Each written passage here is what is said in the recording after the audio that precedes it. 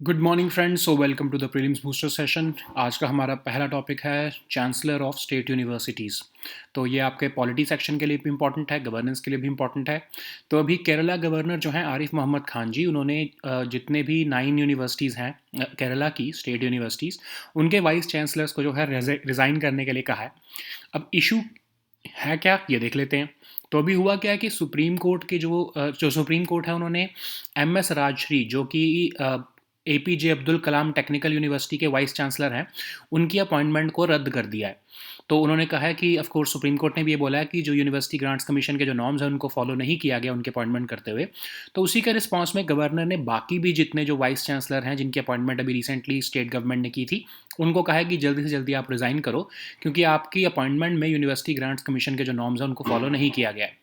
तो राजभवन जो है, गवर्नर हाउस जो है, उन्होंने कहा गया है कि जो सर्च कमेटीज़ जो होती हैं, जो गवर्नर को रिकमेंड करती हैं कि कौन वाइस चांसलर्स अपॉइंट करने हैं, तो उनको 3 से 5 नाम देने होते हैं।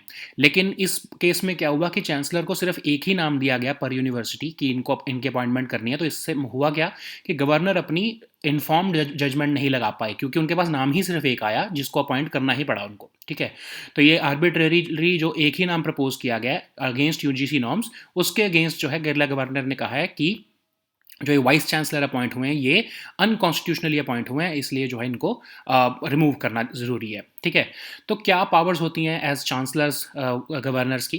तो of course appointment of vice chancellor जो है वो रिस्पॉन्सिबिलिटी गवर्नर्स की होती है, क्योंकि स्टेट में जो चांसलर होते हैं वो गवर्नर होते हैं। और चांसलर्स के पास जो स्टेट गवर्नर जो चांसलर्स होते हैं उनके पास पावर होती है कि वो डिसीजन मेकिंग बॉडीज़ जो होती हैं यूनिवर्सिटीज़ की, जैसे एग्जीक्यूटिव काउंसिल, उनके डिसीजंस को भी अनल कर सकते हैं और उसमें अपॉइंटमेंट भी कर सकते हैं। ठीक है, फिर उनके पास ये पावर होती है कि वो कॉन्वोकेशंस जो होती हैं यूनिवर्सिटीज़ की उसको भी प्रिजाइड करें। लेकिन कुछ ऐसी स्टेट्स भी हैं जहाँ पर गवर्नर को ये पावर्स नहीं है। ठीक है, जैसे तेलंगाना हो गया, गुजरात हो गया। वहाँ पर जो है, जो भी स्टेट गवर्नमेंट कहती है, ऑफ कोर्स क्योंकि उन्होंने वहाँ पर लॉ बनाया हुआ है जिसको प्रेसिडेंट का अप्रूवल भी मिल चुका है। लेकिन इन स्टेट्स में जो है जो VCs की अपॉइंटमेंट होती है उसको स्टेट जो स्टेट गवर्नमेंट होती है जो नाम देती है गवर्नर को, उसको अप्रूव करना ही पड़ता है, क्योंकि वहाँ पर ऐसे लॉ हैं। ठीक है, तो अभी हो क्या रहा है कि गवर्नर की जो ये एज अ चांसलर पावर्स हैं, इसको रोकने के लिए जो है कुछ स्टेट्स जो हैं वो काम कर रही हैं। जैसे इवन वेस्ट बंगाल गवर्नमेंट ने भी किया, इवन तमिलनाडु गवर्नमेंट ने भी अप्रैल 2022 में 2 बिल पास किए जिसमें जो गवर्नर की जो पावर है अपॉइंटमेंट ऑफ वाइस चांसलर की, वो स्टेट गवर्नमेंट के पास शिफ्ट कर दी गई। ठीक है, सो नेक्स्ट हम टॉपिक देखते हैं पुअर एयर क्वालिटी। इन्वायरमेंट के लिए टॉपिक इंपॉर्टेंट है आपके। तो दिल्ली जो है उसने एयर क्वालिटी इंडेक्स जो है वो 259 रिकॉर्ड किया है दिवाली से एक दिन पहले। और सफ़र जो है आपका, जो फोरकास्टिंग एजेंसी है अर्थ मिनिस्ट्री ऑफ अर्थ साइंसेज की, उन्होंने कहा है कि जो दिवाली वाले दिन वेरी पुअर क्वालिटी हो जाएगी दिल्ली में एयर क्वालिटी, और उससे अगले दिन जो है वो सिवियर हो जाएगी क्वालिटी। ठीक है, सो सफ़र है क्या? सफ़र है system of air quality and weather forecasting and research, जो कि मिनिस्ट्री ऑफ अर्थ साइंसेज का एक नेशनल इनिशिएटिव है, ताकि एयर क्वालिटी को मेट्रोपॉलिटन सिटीज़ में मेजर किया जा सके, और on the basis of overall कितना पॉल्यूशन है और लोकेशन, एक स्पेसिफिक लोकेशन पर कितना पॉल्यूशन है और कैसी एयर क्वालिटी है, उसके बेसिस पर। इस सिस्टम को बनाया किसने है? Indian institute of tropical metrology ने इसको बनाया है, पुणे बेस्ड, और इसको ऑपरेशनलाइज किया है इंडियन मेट्रोलॉजिकल डिपार्टमेंट ने। कौन कौन से पॉल्यूटेंट्स को मॉनिटर करता है ये? PM2.5, PM10, ozone, carbon monoxide, nitrogen oxide, sulphur dioxide, benzene, toluene, xylene and mercury. तो एयर क्वालिटी इंडेक्स क्या होता है? एयर क्वालिटी इंडेक्स एक ऐसा इंडेक्स है जो कि डेली एयर क्वालिटी को रिपोर्ट करता है कि कैसी है एयर क्वालिटी, हेल्थ इफेक्ट उसका क्या होगा।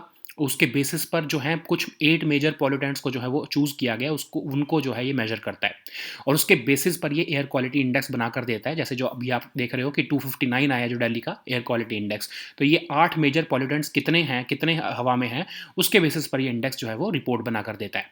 तो ग्राउंड लेवल ओजोन, जो कि one of the major threats to human health है, उसको भी मेजर करता है। PM10 को मेजर करता है, PM2.5 को, कार्बन मोनोऑक्साइड को, सल्फर डाइऑक्साइड को, नाइट्रोजन डाइऑक्साइड को, अमोनिया को और लेड को। ठीक है, तो आपको पता ही है ऑफ कोर्स कि ग्राउंड लेवल ओजोन और जो एयरबॉर्न पार्टिकल्स हैं, ये 2 ऐसे पॉल्यूटेंट्स हैं जो कि greatest threat to human health हैं हमारे कंट्री में। नेक्स्ट हमारा टॉपिक है launch vehicle Mark 3। Science and tech के लिए टॉपिक इंपॉर्टेंट है। तो इसरो ने अपना heaviest rocket launch vehicle mark 3, जिसको एक्चुअल में जिसका नाम है GSLV मार्क 3, उसका यूज़ करते हुए 36 satellites of UK based one web company को जो है वो लॉन्च कर दिया है। ठीक है, तो आप याद रखना कि जो LVM-3 है वो एक्चुअल में GSLV मार्क 3 है, बस उसका नाम बदल किया है क्योंकि ये कमर्शियल यूज़ किया जा रहा है GSLV का, तो इसलिए उसका जो commercial arm of GSLV mark 3 है वो है LVM-3। ठीक है, तो LVM-3 जो है वो लगभग खुद 644 टन्स का है, और ये 36 सैटेलाइट जो इसने लॉन्च की हैं वो लगभग 800 केजीज की हैं। ठीक है, 9 फेजेज में इन सैटेलाइट्स को लॉन्च किया गया है, और ये 36 सैटेलाइट जो हैं अपनी एक्चुअल जगह पर पहुंचकर सिग्नल देना भी शुरू कर चुके हैं।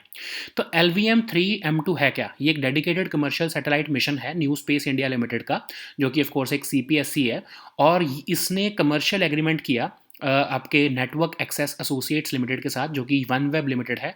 अब वन वेब लिमिटेड क्या है? आपके भारतीय एंटरप्राइज, जो सुनील भारती मित्तल का भारतीय एंटरप्राइज है, उनका और यूके गवर्नमेंट का एक जॉइंट वेंचर है, वो है वन वेब लिमिटेड। तो उनके बिहाफ पर इसरो ने रादर NSIL ने जो है ये मिशन जो है वो लॉन्च किया है।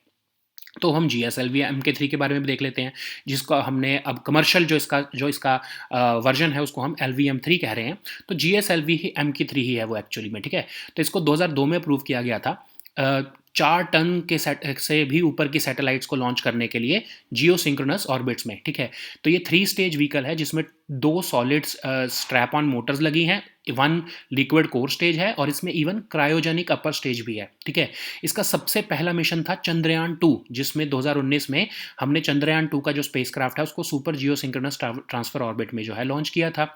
अब इसका जो है सबसे पहली बार कमर्शियल यूज़ किया जा रहा है, इसलिए इस जो कमर्शियल जो GSLV MK3 है उसका नाम लॉन्च व्हीकल मार्क 3 रखा गया है। अब इसका जो GSLV मार्क 3 का सेकंड जो मिशन होगा, जो कि इसरो का एक्चुअल में मिशन होगा, वो होगा गगनयान मिशन। तो GSLV MK3 का यूज़ करते हुए गगनयान मिशन में भी हम जो है ह्यूमन जो है एस्ट्रोनॉट्स को वहाँ पर भेजेंगे स्पेस में।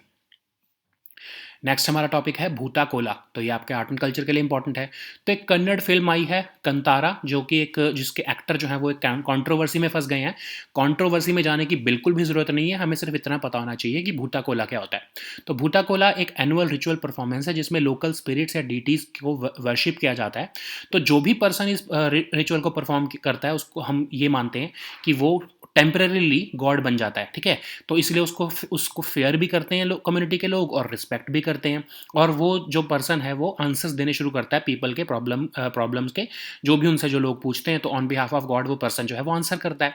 तो जो खासकर तुलु स्पीकिंग बेल्ट है दक्षिण कन्नड़ में, उत्तर कन्नड़ में और उडुपी डिस्ट्रिक्ट्स में, वहाँ पर ये जो है बहुत ज़्यादा ये रिचुअल को फॉलो किया जाता है। तो मोस्टली ये स्मॉल लोकल कम्युनिटीज़ और रूरल एरियाज़ में इसको परफॉर्म किया जाता है। ठीक है, तो कंट्रोवर्सी आपके पढ़ने के लिए तो मैंने यहाँ लिख दिया, बट आपको इसको समझने की ज़रूरत नहीं है क्योंकि आपके एग्जाम के लिए इंपॉर्टेंट नहीं है। नेक्स्ट हमारा टॉपिक है नेशनल आयुर्वेदा डे। ये भी आपके आर्ट एंड कल्चर के लिए इंपॉर्टेंट है। तो रिसेंटली 7th आयुर्वेदा डे को सेलिब्रेट किया गया है, और ये इंटरनेशनल लेवल पर भी इसको सेलिब्रेट किया गया है। तो आयुर्वेदा डे को हम 2016 से मनाते आ रहे हैं, और धन्वंतरी जयंती के ओकेजन पर इसको जो है सेलिब्रेट किया जाता है। तो धन्वंतरी कौन थे? ऑफकोर्स लॉर्ड धन्वंतरी जो है वो गॉड थे, और जो कि 13th lunar day of Ashwini month में पैदा हुए थे, और ये गॉड ऑफ आयुर्वेदिक मेडिसिन है, इसीलिए हम इन्हीं के बर्थ पर जो है आयुर्वेदा डे को सेलिब्रेट कर रहे हैं। लेकिन फादर ऑफ आयुर्वेदा कौन है? वो है चरक जिन्होंने चरक संहिता लिखी थी, उनको हम फादर ऑफ आयुर्वेदा मानते हैं। तो जो इस बार का 7th आयुर्वेदा डे है, इस बार का थीम था हर दिन हर घर आयुर्वेदा। ठीक है, सो नेक्स्ट हमारा टॉपिक है जेम्स वेब टेलीस्कोप, आपके साइंस एंड टेक के लिए इंपॉर्टेंट है। तो नासा ने डिटेल्ड इमेजेस रिलीज़ की हैं पिलर्स ऑफ क्रिएशन की, जो कि आपके जेम्स वेब स्पेस टेलीस्कोप ने ली हैं। तो पिलर्स ऑफ क्रिएशन होते क्या हैं? ठीक है, तो सबसे पहली बार नासा के हबल स्पेस टेलीस्कोप ने ये पिलर्स ऑफ क्रिएशन की जो है इमेजेस को जो है लिया था 1995 में। तो काइंड ऑफ ये रॉक फॉर्मेशन हैं जो कि गैस और डस्ट से बने हैं, और ईगल नेबुला का पार्ट है। ठीक है, मैसियर 16 भी जिसको हम कहते हैं।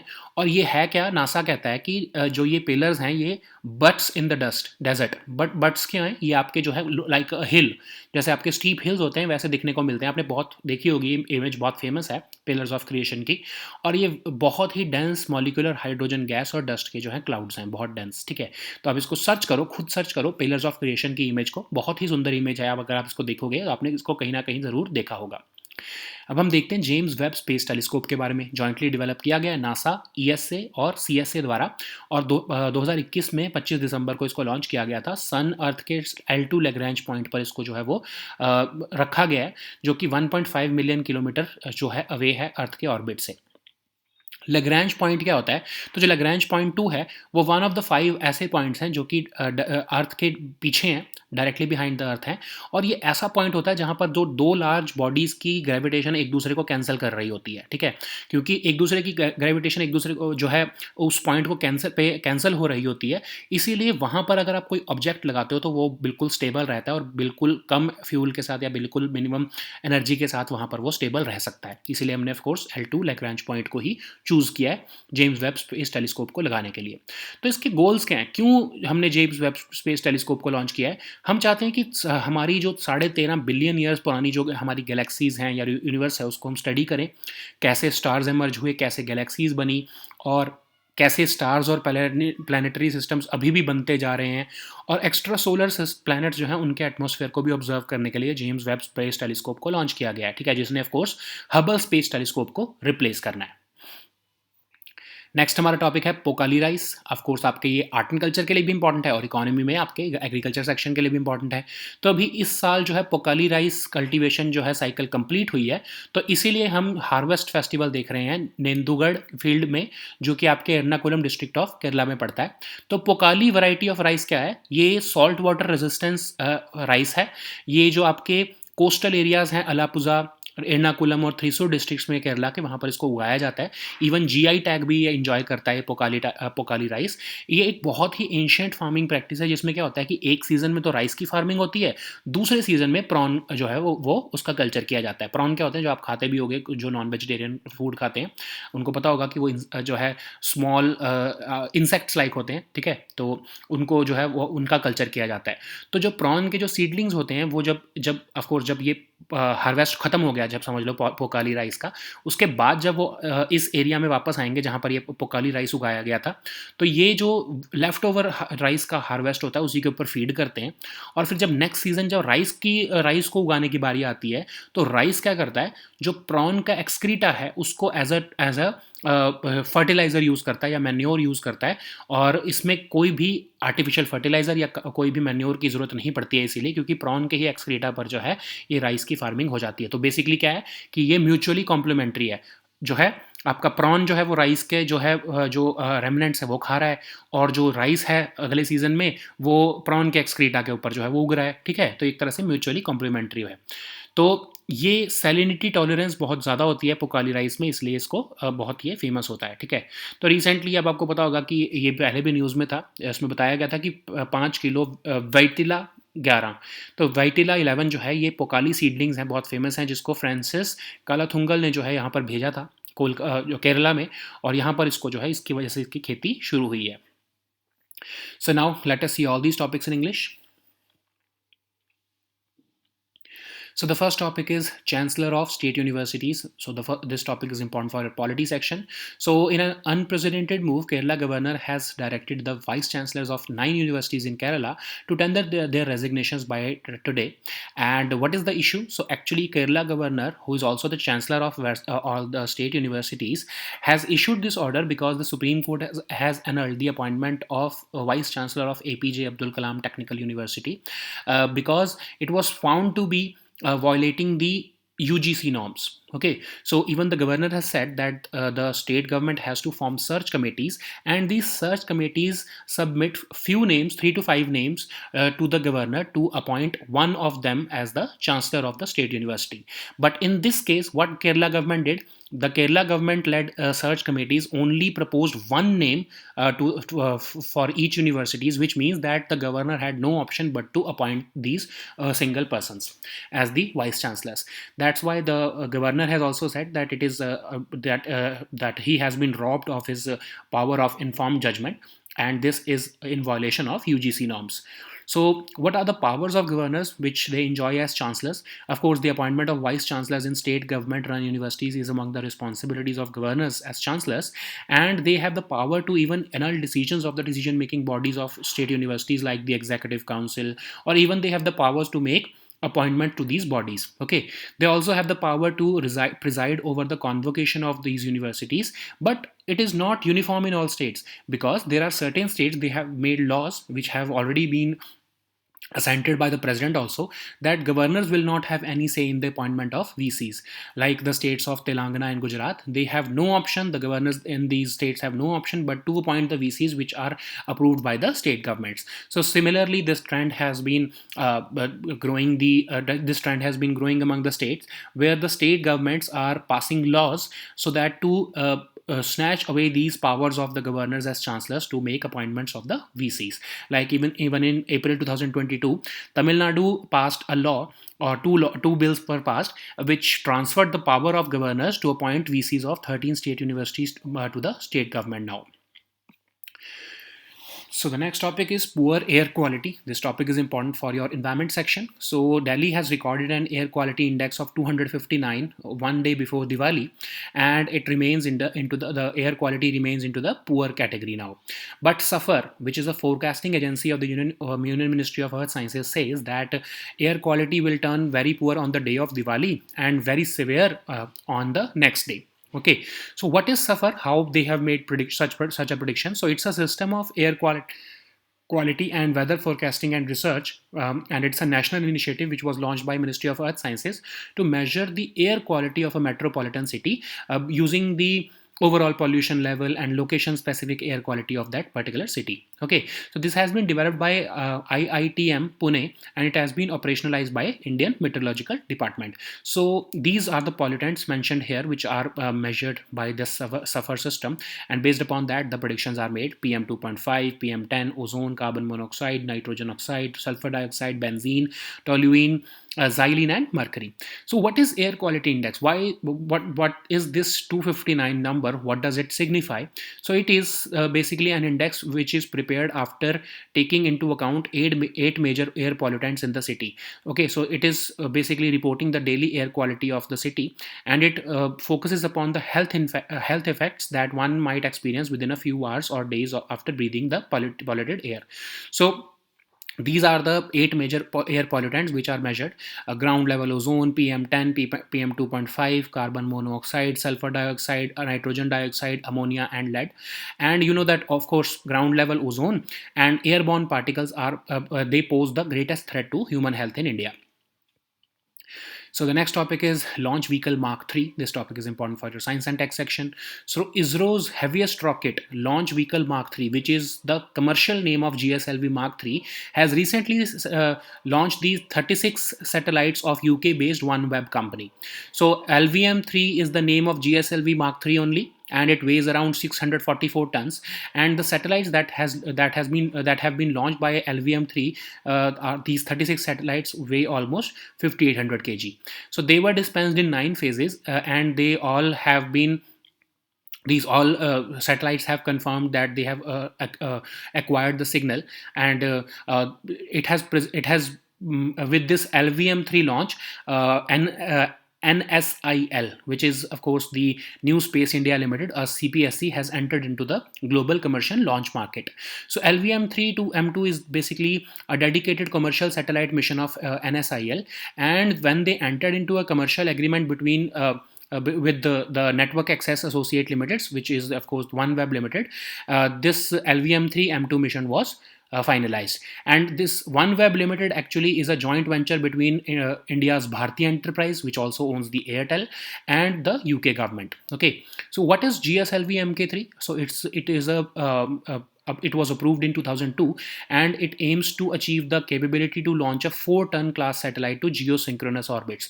And now with more enhancements, it has been able to put 5800 kg weight of satellites into the geosynchronous orbit. Okay, so it's a 3-stage vehicle, and with of course 2 solid strap-on motors. It also has a 1 liquid core stage and also a cryogenic upper stage. So the maiden flight of GSLV Mk3 was Chandrayaan Mission 2, which was launched in 2019, and the next GSLV Mk3 mission would be Gaganyaan mission, which would probably be launched in 2024. Okay. So the next topic is Bhuta Kola. This topic is important for art and culture section. So there is a Kannada film Kantara, and it has turned into a center of controversy due to, of course, positive reviews. But an actor has involved himself into a controversy. We do not need to uh, discuss the controversy here, but we have to understand what is Bhuta Kola. So it's an annual ritual performance where local spirits or deities are worshipped. So it is believed that the person who is performing this ritual has temporarily become a god himself. That's why the people or the community members both fear and respect him or her. And it is believed that because he has become the god, he will answer the problems of people on behalf of God. Okay, so there are several bhutas who are worshipped in the Tulu speaking belt of Dakshin Kannada, Uttar Kannada, and Udupi districts. It is generally performed in small local communities and rural areas. Okay, so this is the controversy here. We do not need to discuss about it, but for your understanding, I have mentioned it here. So the next topic is National Ayurveda Day. This topic is also important for our art and culture section. So 7th Ayurveda Day was recently celebrated on a magnificent scale in India and at international level. So Ayurveda Day is organized since 2016, and it is celebrated on the occasion of Dhanvantri Jayanti. So Dhanvantri Jayanti is celebrated every year on the 13th lunar day of Ashwini month, and it basically celebrates the birth of Lord Dhanvantri, who is the god of Ayurvedic medicine, and he is the physician to the gods also. And but the father of Ayurveda is someone else. Father of Ayurveda is Charak, who wrote the Charak Samhita. Okay, so 7th Ayurveda Day was celebrated recently, and the theme of this day was Har Din Har Ghar Ayurveda. So the next topic is James Webb Space Telescope. This topic is important for your science and tech section. So NASA has recently released stunning detailed images of pillars of creation, which have been taken by the James Webb Space Telescope. You may have seen these pillars of creation images also. Just Google it once. You'll see that you may have seen these images already. Okay, so pillars of creation are basically these were first captured by the NASA's Hubble Space Telescope in 1995, and they appear like rock formations, but they are towers of gas and dust, and they look like rock formations, of course, and they are part of the Eagle Nebula, which is also known as Messier 16. So they resemble like hills in the desert, and they are very dense clouds of molecular hydrogen, gas, and dust. Okay, so what is James Webb Space Telescope? It has been jointly developed by NASA, ESA, and the CSA, that is the European Space Agency and Canadian Space Agency, and it was launched in December 2021, and it was put at the Sun Earth L2 Lagrange point, which is about 1.5 million kilometers beyond Earth's orbit around the Sun. And this is the point which is directly behind the Earth, and it is one of the 5 points where gravitational forces of two large bodies cancel each other. Because there is these two gravitational forces are cancelling each other, this is a point where any objective placed becomes very stable, and it requires minimal external energy or fuel to keep themselves there. Okay, that's why this James Webb Space Telescope has been put there. So why it was launched? So James Webb Space Telescope was launched to look back around 13.5 billion years to see how the first stars and galaxies were formed, how the galaxies assemble over billion of years, and how stars and planetary systems are being born even now, and also to observe the atmosphere of extrasolar planets. So the next topic is Pokali rice. This topic is important for both your art and culture and in economy section, which is specifically agriculture section. So curtains have recently come down because the Pokali rice cultivation cycle has now completed. The harvest festival at Nedungad field was celebrated recently at Ernakulam district of Kerala. So what is Pokali variety of rice? So it is very famous for its saltwater resistance, and it flourishes in the paddy fields of coastal Alappuzha, Ernakulam, and Thrissur districts. It also enjoys a GI tag, a geographical indication tag, and it's an ancient farming practice in which one season of rice farming is complemented or alternated with another season of prawn culture. Okay, so what happens here is that in one season you are producing this rice. When the season ends, you cultivate the rice, but the small remnants of this rice remains on the fields.